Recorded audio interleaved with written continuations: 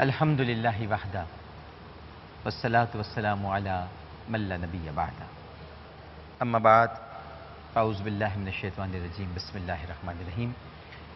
اے گنہگاروں مایوس نہ ہو۔ جیو نیوز پر یہ پروگرام دیکھنے والے تمام ہی ناظرین کو انتہائی محبت، خلوص، ادب اور احترام کے ساتھ عامر لیاقت حسین کا السلام علیکم۔ ناظرین کرام، اللہ تعالیٰ نے بندوں کو اپنی عبادت کے لیے پیدا کیا، انہیں روزی دی کہ اس کا شکر ادا کریں، لیکن اکثر نے عبادت کی تو غیر اللہ کی، شکر کیا تو غیر اللہ کا۔ مطلب یہ ہے کہ انکار، زیادتی، جفا اور کفران نعمت انسانی فطرت پر غالب ہے، لہٰذا اس پر بالکل حیرانی نہیں ہونی چاہیے کہ لوگ آپ کے احسانات کو فراموش کر دیں گے، بھلائی کا انکار کر دیں گے، حسن سلوک کو بھول جائیں گے، بلکہ آپ سے دشمنی شروع کر دیں گے اور احسان کے بدلے بغض رکھیں گے۔ لہٰذا وہ لوگ جن کے احسانات کم ظرفوں نے بھلا دی ہوں وہ مضطرب نہ ہوں، انہیں مژدہ ہے کہ ایسی ہستی کے انعام کے مستحق بنیں گے جس کے خزانے کبھی خالی نہیں ہوتے۔ میرا مطلب یہ نہیں ہے ناظرین کرام کہ احسان و سلوک کرنا چھوڑ دیں، بلکہ یہ ہے کہ آپ نیکی کر کے دریا میں ڈالنے کے عادی ہو جائیں۔ امام احمد بن حنبل نے کتاب الزہد میں حضرت عمران سے روایت کیا ہے کہ حضرت موسیٰ علیہ السلام نے اللہ تعالیٰ سے عرض کیا، اے اللہ، میں تجھے کہاں تلاش کروں؟ فرمایا، مجھے میری خاطر ٹوٹے ہوئے دلوں کے پاس تلاش کرو، میں ہر روز ان کے پاس ہوتا ہوں، اگر ایسا نہ ہو تو وہ ختم ہو جائے۔ شیخ ابراہیم بن الجنید نے کتاب المحبہ میں جعفر بن سلیمان سے نقل کیا کہ میں نے حضرت مالک بن دینار سے مذکورہ گفتگو سنی تو میں نے ان سے یہ سوال کیا کہ دلوں کے ٹوٹنے سے کیا مراد ہے؟ فرمایا، میں نے یہی سوال اپنے شیخ سے کیا تھا تو انہوں نے فرمایا کہ میرے شیخ نے حضرت عبداللہ بن سلام سے یہی سوال پوچھا تھا تو انہوں نے فرمایا کہ ان کے دل اللہ تعالیٰ کی محبت کی وجہ سے ٹوٹ جاتے ہیں۔ اور حدیث صحیح بھی اس بات پر شاہد ہے کہ جب کوئی بندہ اپنے اوپر آنے والی مصیبت پر اللہ تعالیٰ کی قضا سمجھ کر راضی اور مطمئن ہو جاتا ہے تو اسے اللہ کا قرب نصیب ہو جاتا ہے۔ صحابہ کرام رضوان اللہ تعالیٰ علیہم اجمعین نے نبی کریم صلی اللہ علیہ وآلہ وسلم سے دریافت کیا، ای الناس احب الی اللہ، اللہ کے نزدیک سب سے محبوب بندہ کون ہے؟ تو نبی کریم صلی اللہ علیہ وآلہ وسلم نے ارشاد فرمایا، انفع الناس للناس، کہ وہ شخص اللہ کے نزدیک سب سے زیادہ محبوب ہے جو لوگوں کو سب سے زیادہ نفع پہنچانے والا ہے۔ تو معلوم ہوا ناظرین کہ دوسروں کو نفع پہنچانا کتنی بڑی عبادت ہے، اس کی بدولت بندہ اللہ کا محبوب بن جاتا ہے۔ حضرت موسیٰ علیہ السلام نے ایک مرتبہ پوچھا، اے اللہ، مخلوق میں سب سے پیارا تجھے کون ہے؟ اللہ تعالیٰ نے ارشاد فرمایا کہ وہ انسان جو دوسروں کے کانٹا چبھنے پر بھی غمگین ہو۔ حدیث شریف میں آتا ہے ناظرین کرام کہ نبی کریم صلی اللہ علیہ وآلہ وسلم نے ارشاد فرمایا کہ اس ذات کی قسم جس کے قبضے میں میری جان ہے، اگر تم چاہو تو میں تمہارے سامنے قسم کھا کر کہہ سکتا ہوں کہ اللہ کو وہی افراد محبوب ہیں جو اس کے بندوں میں اللہ کی محبت پیدا کرتے ہیں اور انہیں اللہ کا محبوب بنانے کی کوشش کرتے ہیں، بلکہ روئے زمین پر ہر شخص کے ساتھ خیر خواہی کے ساتھ گامزن ہے۔ اس حدیث پاک میں جو بیان کیا گیا ہے وہ مشائخ کا مرتبہ ہے، وہ اللہ کی طرف لوگوں کو بلاتے ہیں، تصوف، صوفی، اور در حقیقت اللہ کی بندوں میں اللہ کی محبت کا رشتہ جوڑتے ہیں، یہاں تک کہ اللہ بھی ان سے محبت کرنے لگتا ہے۔ اسی بنا پر ناظرین کرام، طریقہ صوفیہ میں شیخ کا مرتبہ ایک اعلیٰ مرتبہ ہے، بلکہ خدائی دعوت کے سلسلے میں شیخ جو ہیں وہ پیغمبروں کی قائم مقامی کرتے ہیں۔ شیخ اپنے مرید میں خدائی محبت اس طرح پیدا کرتا ہے کہ وہ اسے نبی کریم صلی اللہ علیہ وآلہ وسلم کی اتباع کے راستے پر لگا دیتا ہے۔ چنانچہ جو صحیح طریقے سے آپ کی اتباع کرے اس سے اللہ بھی محبت کرے گا۔ ایک حدیث میں آتا ہے ناظرین اکرام کہ فَإِنَّ أَحَبَّ عِبَادِ اللَّهِ مَنْ حَبَّبَ اللَّهَ إِلَىٰ عِبَادِهِ وَحَبَّبَ عِبَادَ اللَّهِ إِلَى اللَّهِ وَهُوَ وَالدَّاعِي وَالْمُبَلِّغُ۔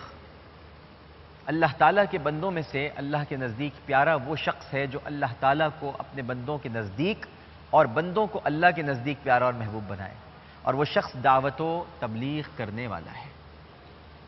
حضرت انس بن مالک رضی اللہ تعالی عنہ ارشاد فرماتے ہیں کہ نبی کریم صلی اللہ علیہ وآلہ وسلم نے فرمایا، کیا میں تمہیں وہ قوم نہ بتا دوں جو نہ تو نبی ہیں اور نہ شہداء، لیکن بروز قیامت انبیاء اور شہداء ان کے مراتب پر، ناظرین کرام فرماتے ہیں کہ ان کے مراتب پر قائم ہوں گے، اس لیے کہ یہ لوگ اللہ کی طرف سے نور کے ممبروں پر ہوں گے اور پہچانے جا رہے ہوں گے۔ صحابہ کرام رضوان اللہ تعالیٰ علیہم اجمعین نے عرض کیا کہ یا رسول اللہ صلی اللہ علیہ وآلہ وسلم وہ کون لوگ ہوں گے؟ تو آقا کریم صلی اللہ علیہ وآلہ وسلم نے ارشاد فرمایا کہ جو اللہ کے بندوں کو اللہ کا دوست بنائیں گے اور اللہ کو اس کے بندوں کا دوست بنائیں گے اور زمین پر امر بالمعروف کرتے ہوئے چلتے ہیں۔ میں نے کہا کہ یہ بات کہ اللہ پاک کو اللہ کے بندوں کا محبوب بنا دے یہ تو ٹھیک ہے، مگر یہ لوگ اللہ کے بندوں کو اللہ کا محبوب کیسے بنا دیتے ہیں؟ نبی کریم صلی اللہ علیہ وآلہ وسلم نے ارشاد فرمایا، یہ لوگوں کو ان باتوں کا حکم دیتے ہیں جس کو اللہ پسند کرتا ہے اور ان باتوں سے منع کرتے ہیں جن کو اللہ ناپسند کرتا ہے۔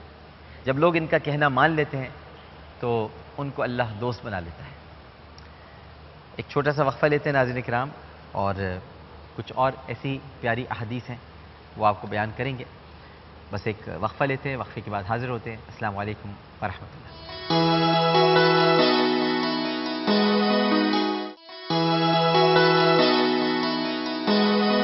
اے گنہگاروں مایوس نہ ہو، ایک مرتبہ پھر آپ کو پروگرام میں خوش آمدید کہتا ہوں، اور وقفے میں جانے سے قبل ہم بڑی پیاری احادیث بیان کر رہے تھے، تو آئیے کچھ اور احادیث کی طرف چلتے ہیں۔ ایک مجلس میں نبی کریم صلی اللہ علیہ وآلہ وسلم نے فرمایا کہ اللہ تعالیٰ کے بندوں سے اللہ کے بڑے پیارے وہ لوگ ہیں جو اللہ تعالیٰ کی محبت اس کے بندوں سے اور بندوں کی محبت اللہ تعالیٰ سے کرائیں اور نصیحت کے ساتھ وہ زمین پر چلتے ہیں۔ ایک موقع پر ایک صحابی نے پوچھا، یا رسول اللہ صلی اللہ علیہ وآلہ وسلم، اللہ کے ہاں سب سے محبوب عمل کیا ہے؟ آپ صلی اللہ علیہ وآلہ وسلم نے ارشاد فرمایا، اللہ پر ایمان لانا۔ پھر کون سا عمل ہے؟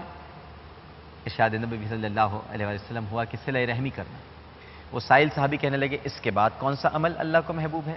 آپ صلی اللہ علیہ وآلہ وسلم نے فرمایا، بھلائی کی اچھی بات، دعوت تبلیغ اور برائی سے روکنا۔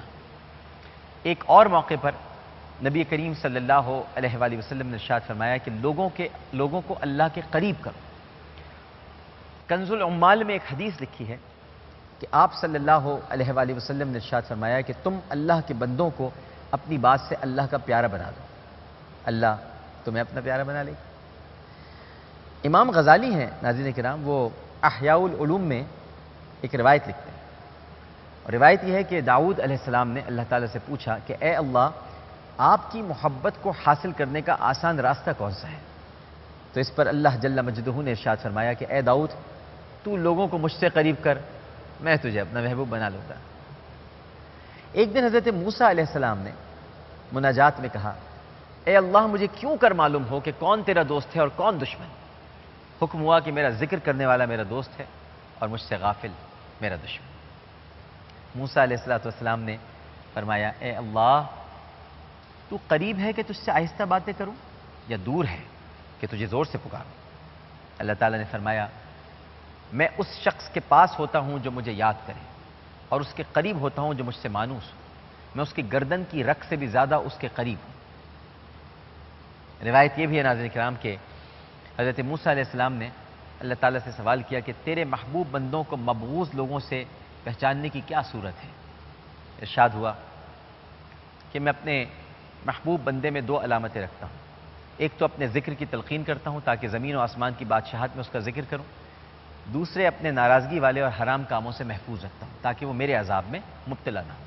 اور ایسے ہی جب کسی سے پر عذاب نازل کرنا ہوتا ہے تو اس میں دو علامتیں مقرر کر دیتا ہوں، ایک یہ کہ اپنے ذکر سے غافل کر دیتا ہوں، اور دوسرے یہ کہ اسے اس کے نفس کے سپرد کر دیتا ہوں، جس سے وہ میرے ناراضگی والے اور حرام کاموں میں لگ جاتا ہے اور میرے عذاب اور سزا کا مستحق بن جاتا ہے۔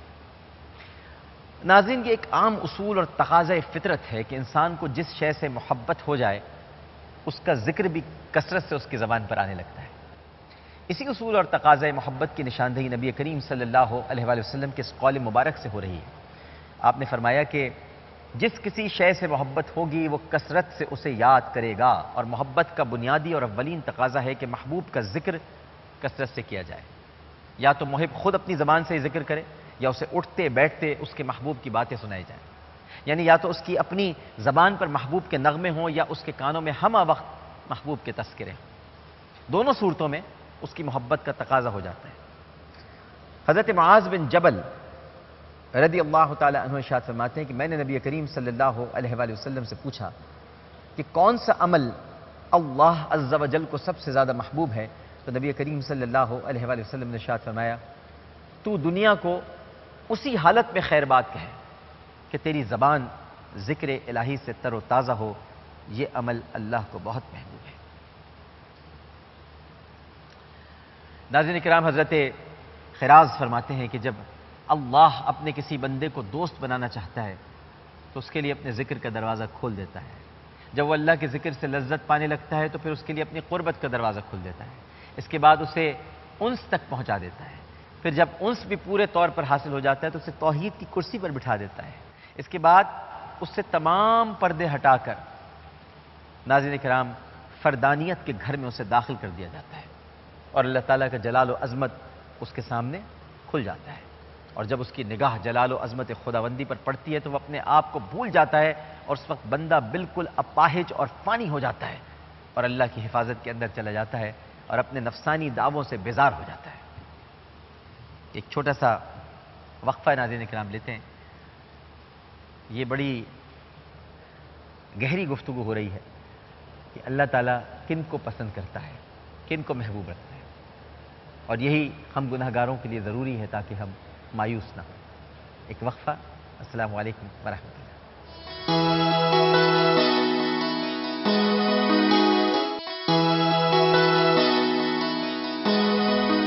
السلام علیکم ورحمۃ اللہ۔ اے گناہ گاروں مایوس نہ ہو، جیو نیوز پر عامر لیاقت حسین آپ کو دوبارہ خوش آمدید کہتا ہے۔ حضرت عبداللہ ابن عمر رضی اللہ تعالی عنہ ارشاد فرماتے ہیں کہ مجھ سے بعض اہل کتاب نے کہا کہ یہ امت مسلمہ اللہ تعالیٰ کے ذکر سے اس طرح محبت کرتی ہے جیسے فاختہ اپنے گھونسلے سے، اور اس طرح ذکر کی طرف دوڑتی ہے جیسے اونٹ شدید پیاس میں پانی کی طرف دوڑتا ہے۔